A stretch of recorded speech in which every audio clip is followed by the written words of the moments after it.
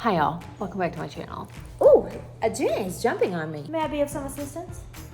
What do you need? She's like, I want bread. Let's get started. The first thing we're doing is prepping our chicken. I have just like a smaller, like quarter-sized baking pan that I put paper towels on. And then I have my chicken that's been thawing. You can use whatever chicken you want. My family, if we're eating it this way, really prefers a chicken breast. So I get a pastured, boneless, skinless chicken breast. Key things for flavor, I find, especially when it comes to how I'm preparing this, you want to like dehydrate the chicken some. I think we're about 2 hours before we're eating. So I let it sit for at least an hour in this type of environment. Paper towels, and I just blot the chicken, like so.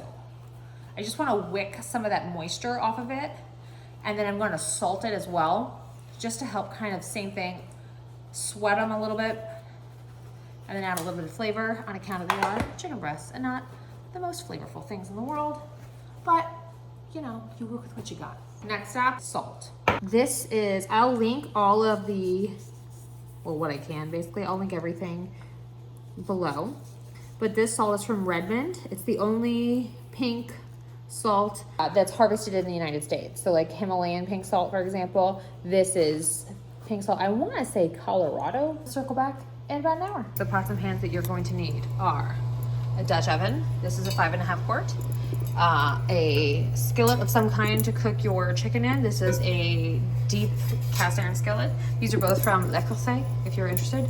And then this is a vintage copper pot. You just need one big enough to hold at least 6 cups of stock. In terms of prep, we're starting with onions.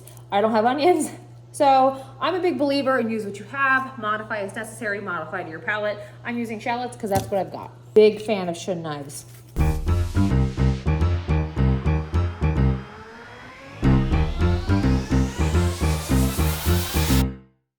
Y'all ever want to know how spoiled my dogs are?